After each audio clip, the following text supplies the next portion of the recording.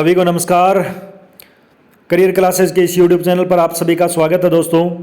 तो अपनों ने जो है 31 क्वेश्चंस के बारे में जान लिया था। बीएसटीसी का जो प्रीवियस ईयर का पेपर था 32वां क्वेश्चन करने जा रहे हैं दोस्तों। 32वां क्वेश्चन इस प्रकार से दे रखा है। शाम का समय में के अंतर्गत देखें तो सूर्यास्त के समय दो दोस्त थे, राकेश और रहीम, एक दूसरे के आमने सामने बातें कर रहे थे। तो देखिए दोस्तों, सबसे पहले चारों दिशाएं देखें तो ईस्ट हो गया, ये वेस्ट हो गया, ये नॉर्थ हो गया और ये साउथ हो गया। ये कह रहा सूर्यास्त का समय था। सूर्यास्त का समय था मतलब सूर्य इस ओर था, सूर्यास्त का समय था तो सूर्य इस ओर हो जाएगा। अब कह रहा है जो सूर्य है इस ओर हो जाएगा, पश्चिम दिशा की ओर सूर्यास्त के समय। अब ये कह रहा है यदि रहीम की परछाई, अब अपने को पता है एक का मुंह उत्तर की ओर होगा और एक दक्षिण की ओर होगा। इसने कहा रहीम की परछाई एकदम उसके दाहिनी ओर पड़ रही है। राम जो रहीम है वो रहीम की परछाई रहीम के ही दाईं ओर पड़ रही है। अपने को पता है कि सूरज इधर से है तो सूरज की जो परछाई है वो इधर वाली साइड पड़ेगी। तो इसने कहा है रहीम की परछाई रहीम के ही दाईं ओर पड़ रही है। इसका मतलब रहीम का मुंह इस दिशा में है तो इस दिशा में होगा, तभी इसकी परछाई इधर पड़ेगी और इसका दायां हाथ इधर ही होगा। तो ये रहीम हो गया, ये रहीम है, ये अपने पास रहीम हो जाएगा इधर वाली साइड। ऊपर वाली साइड कौन सा हो जाएगा? राकेश। इसने पूछा क्या, तो राकेश किस दिशा के सामने है? तो राकेश का मुंह किस दिशा में है? राकेश का मुंह है नीचे वाली दिशा में, दक्षिण दिशा में राकेश का मुंह है। लेकिन इसने पूछा राकेश किस दिशा के सामने है, तो राकेश किस दिशा के सामने होगा? तो राकेश किस दिशा के सामने होगा? राकेश हो जाएगा अपना दक्षिण दिशा के सामने। इसका आंसर एग्जैक्ट हो जाएगा दक्षिण दिशा के सामने। कौन है? राकेश। नेक्स्ट क्वेश्चन की ओर चलते हैं दोस्तों। नेक्स्ट क्वेश्चन अपना ये दे रखा है श्रृंखला का, दे रखा है 5, उसके बाद 7, उसके बाद 10, 15, 22। नेक्स्ट संख्या क्या आएगी? तो देखिए दोस्तों, इसके अंतर्गत क्या किया गया, 5 से 7 हुआ मतलब 2 ऐड कर दिया, 7 से 10 पर गए यानी 3 ऐड कर दिया, 10 से 15 पर गए 5 ऐड कर दिया, 15 से 22 पर गए 7 ऐड कर दिया। तो देखिए दोस्तों, 2 ऐड किया, फिर 3 ऐड किया, फिर 5 ऐड किया, फिर 7 ऐड किया। उसके बाद क्या ऐड करना चाहिए? 11। तो 22 और 11 हो गए 33, लेकिन 33 इस ऑप्शन में नहीं है। इसका मतलब और क्या ऐड होना चाहिए? इसका मतलब पहले ऐड किया यहाँ पे 2, फिर 3, 5, 7 और आगे होना चाहिए 9 ऐड होना चाहिए। तो 22 और 9 हो जाएंगे 31 इसका एग्जैक्ट आंसर होता है। अगर इसकी जगह देखें 33 भी ऑप्शन में होता तो पहले 33 करते। क्यों करते दोस्तों? क्योंकि यहाँ पे अभाज्य संख्याएं जोड़ी जा रही है तो यहाँ पे 11 ऐड होना चाहिए था, 33 आंसर आना चाहिए था, लेकिन इन्होंने 9 ऐड किया है तो आंसर हो जाएगा 31। नेक्स्ट क्वेश्चन पे चलते हैं दोस्तों। नेक्स्ट देर का 703, 655, 607, 559, 511, 463। तो इसके अंतर्गत देखें तो क्या किया गया है? इसके अंतर्गत किया गया है अपने पास 703 और 55 का अंतर कितना आ रहा है दोस्तों? 703 और 55 का अंतर आ रहा है 48 का।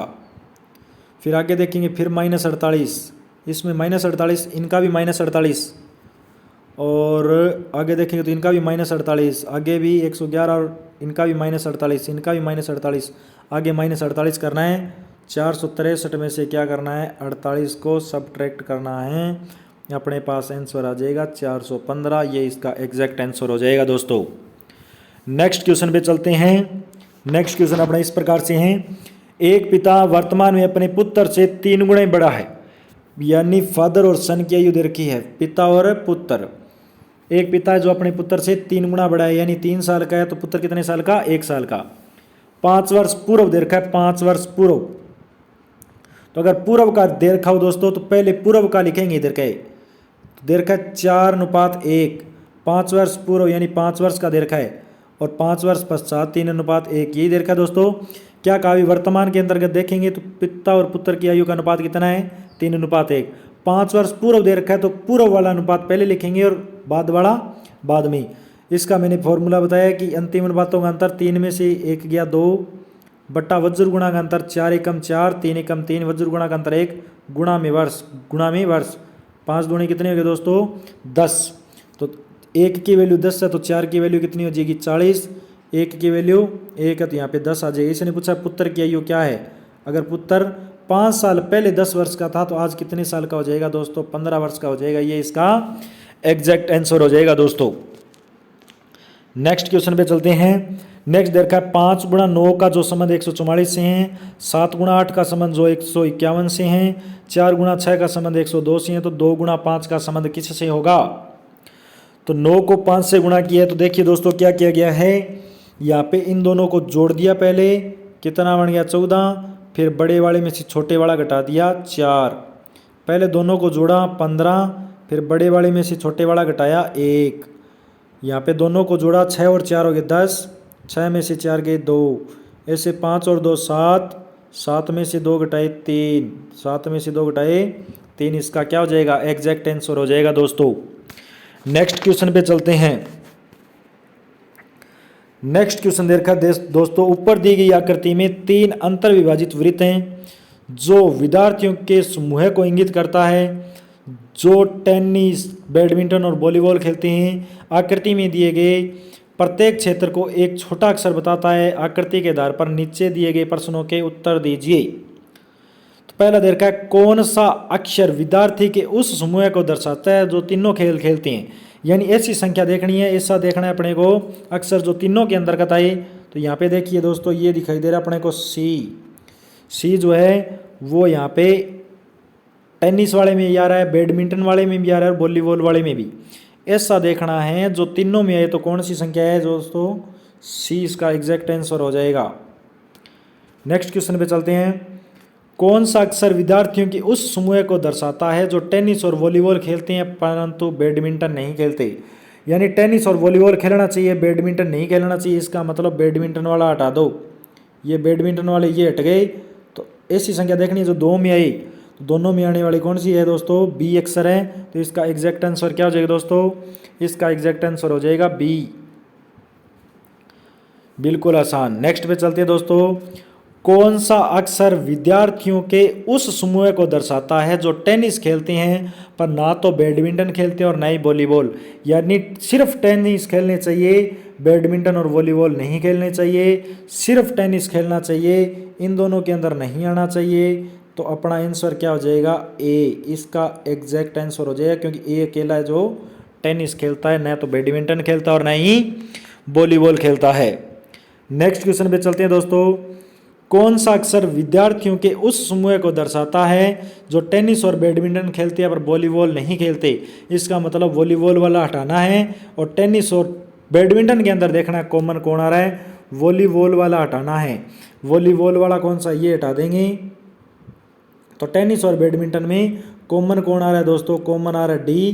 तो डी इसका क्या हो जाएगा एग्जैक्ट आंसर हो जाएगा। तो इसका डी हो जाएगा जो एग्जैक्ट आंसर है दोस्तों, बिल्कुल आसान क्वेश्चन। नेक्स्ट क्वेश्चन पे चलते हैं दोस्तों। नेक्स्ट क्वेश्चन इस प्रकार से हैं। एक विद्यालय में 5 शिक्षक है दोस्तों, 5 शिक्षक एक विद्यालय में। इसने क्या कहा है, कौन कौन से हैं, ए बी सी डी और ई। देखिए A B C D E और ई, पहले लिया ए, उसके बाद बी, उसके बाद सी, फिर डी, फिर ई, ये ले लिए दोस्तों अपनों ने। उसके बाद देखिए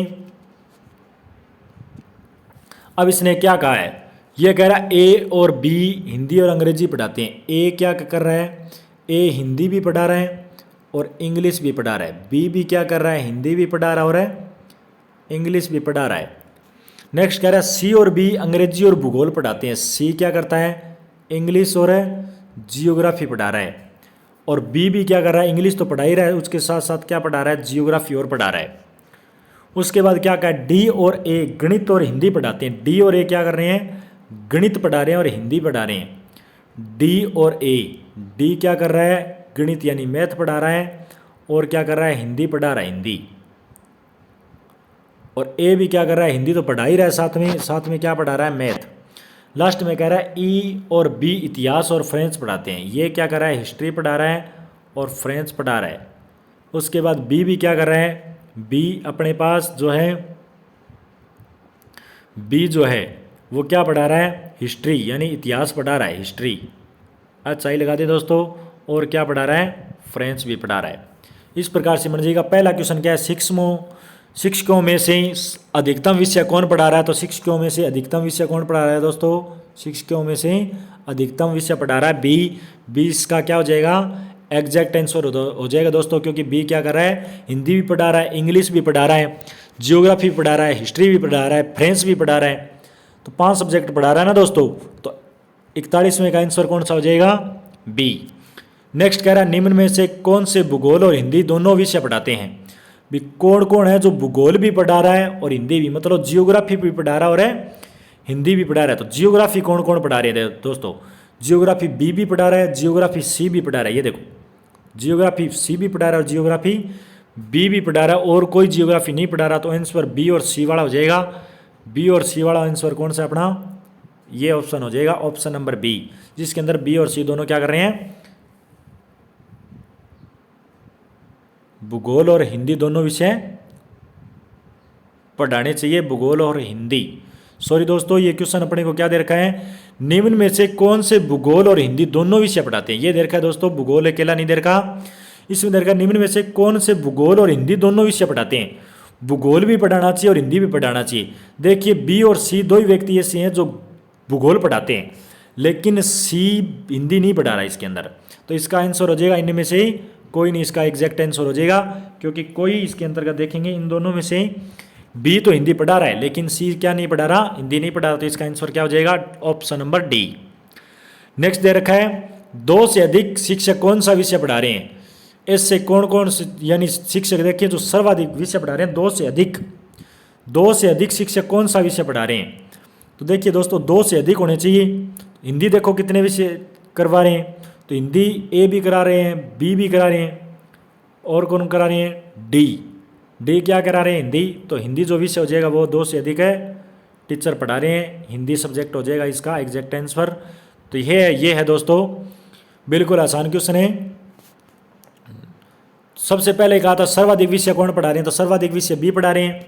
उसके बाद कह रहा है हिंदी और भूगोल कौन कौन से यानी टीचर पढ़ा रहे हैं, तो हिंदी और भूगोल कौन से टीचर पढ़ा रहे हैं, हिंदी और भूगोल दोनों कराने चाहिए। तो हिंदी बी करा रहे हैं लेकिन सी नहीं करा रहे, जियोग्राफी दोनों करा रहे हैं, तो इनमें से कोई नहीं हो जाएगा दोस्तों।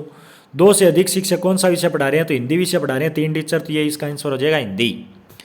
नेक्स्ट क्वेश्चन पे चलते हैं दोस्तों। नेक्स्ट क्वेश्चन अपने को इस प्रकार से दे रखा है, परिशिष्ट अनुक्रमणिक, उसके बाद दे रखा शीर्षक, अध्याय और परिचय, यानी अपने को इस प्रकार से दे रखा है दोस्तों। तो इसके अंतर्गत देखेंगे तो सबसे पहले दे रखा है अपने को परिशिष्ट, अनुक्रमणिक, शीर्षक, अध्याय और परिचय। ऊपर देखिए दोस्तों दिए गए कि शब्दों को एक अर्थ क्रम पूर्ण क्रम में जमाइए, दिए गए विकल्प में सर्वाधिक उपयुक्त क्रम को चयनित कीजिए। यानी सबसे पहले क्या आएगा, तो देखिए दोस्तों अगर कोई आप परिचय दे रहे तो सबसे पहले उसके अंतर्गत देखेंगे तो क्या करना पड़ेगा अपने को, सबसे पहले अपने सबसे छोटा होता है शीर्षक। सबसे पहले क्या आता है, शीर्षक। इसके अंतर्गत सबसे पहले क्या आ जाएगा, सबसे पहले आ जाएगा शीर्षक। उसके अंतर्गत देखेंगे दोबारा शीर्षक के बाद क्या आता है, तो शिक्षक के बाद आता है अनुक्रमणिक, यानी अनुक्रमणिक आ जाएगा छोटा। उसके बाद क्या आ जाएगा, उसके बाद अपने क्या करना पड़ेगा, धीरे धीरे वहाँ पे जैसे ही बुक शुरू होती है तो सबसे पहले बुक का क्या दिया जाता है, शीर्षक। उसके बाद अनुक्रमणिक दिया जाता है, क्या क्या है इसके अंतर्गत। उसके बाद कोई चैप्टर शुरू होता है या कोई, तो उसके अंतर्गत परिचय दिया जाता है। उसके बाद अध्याय शुरू हो जाता है, और अध्याय शुरू होने के बाद अगर वो पूरा हो जाता है तो वो पूरा को पूरा क्या कहलाता है, परिशिष्ट।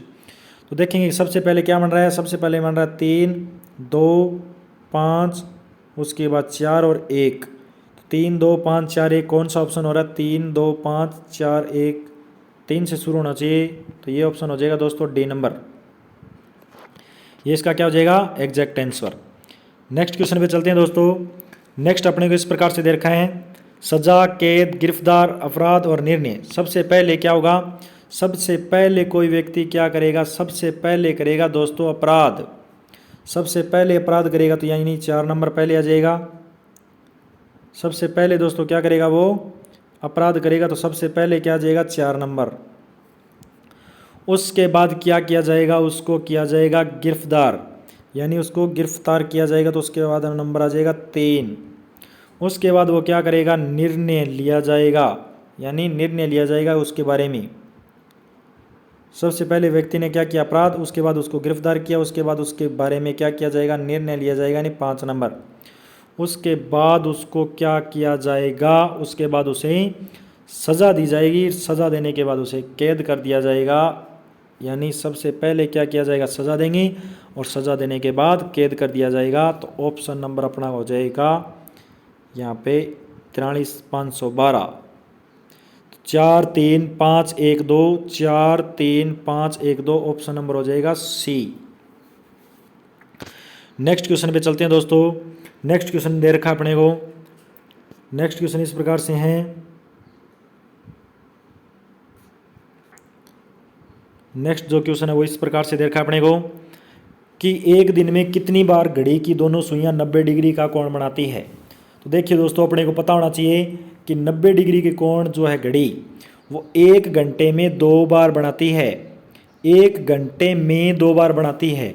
1 घंटे में अगर 2 बार बनाती है तो 12 घंटों में कितनी बार बनानी चाहिए, 24 बार, लेकिन 22 बार बनाती है। तो 24 घंटों में पूछा है कितनी बार बनाएगी, तो 44 बार बनाएगी। इसका ये आंसर हो जाएगा 44। एक घड़ी एक दिन में, यानी घड़ी के दोनों हाथों वो एक दिन में 90 डिग्री के कोण कितनी बार बनाएंगे, तो 12 घंटों में 22 बार बनाते हैं, तो 24 घंटों में 44 बार इसका एग्जैक्ट आंसर हो जाएगा दोस्तों। नेक्स्ट क्वेश्चन पे चलते हैं। नेक्स्ट क्वेश्चन अपना इस प्रकार से है। कथन निष्कर्ष वाले क्वेश्चन दे रखे हैं दोस्तों। अगर पहला सही होगा तो ए ऑप्शन हो जाएगा, दूसरा सही होगा तो बी ऑप्शन हो जाएगा, दोनों सही हैं तो सी हो जाएगा और दोनों गलत है तो डी हो जाएगा। इस प्रकार से दे रखे हैं दोस्तों। पहला देखिए, पहला दे रखा है अपने को सभी पंखे घड़ियां हैं, यानी सभी जो पंखे दे रखे हैं अपने को पंखे, इसको पी लिख दिया मैंने।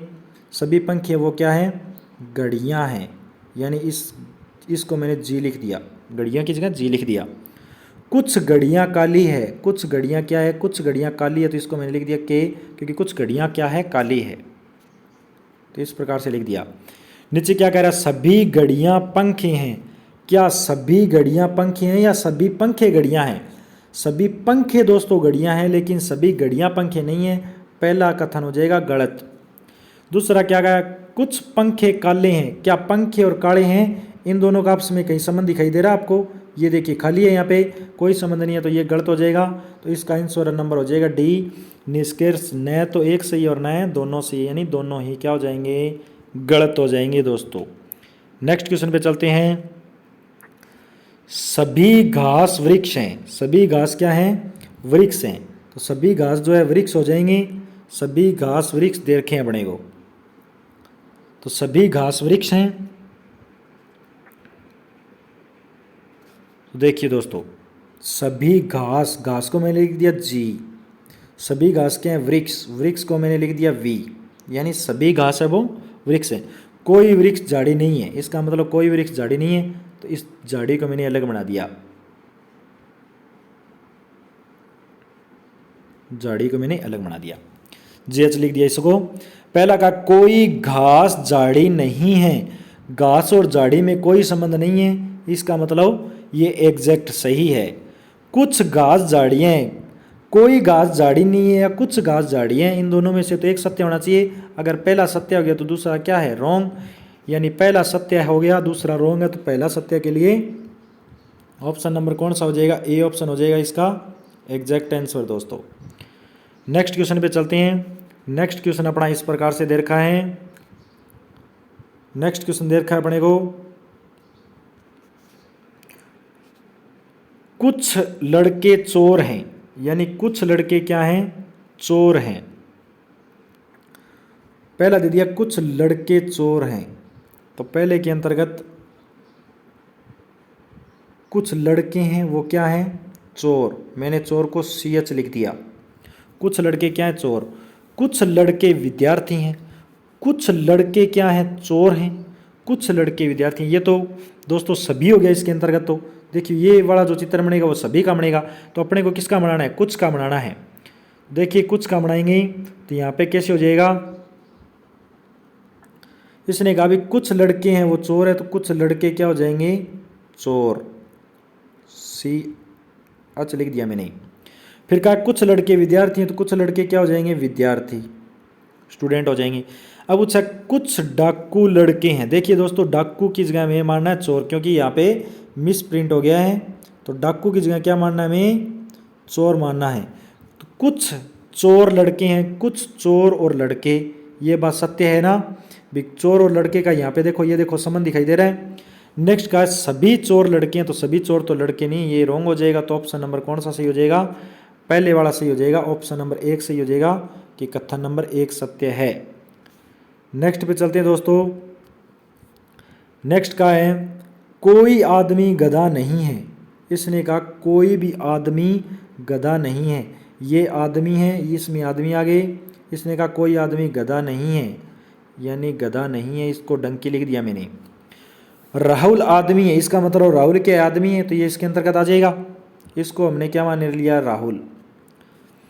पहला कहा राहुल गधा नहीं है। देखिए दोस्तों, राहुल तो आदमी है, राहुल गधा कैसे हो सकता है? तो आंसर क्या हो जाएगा?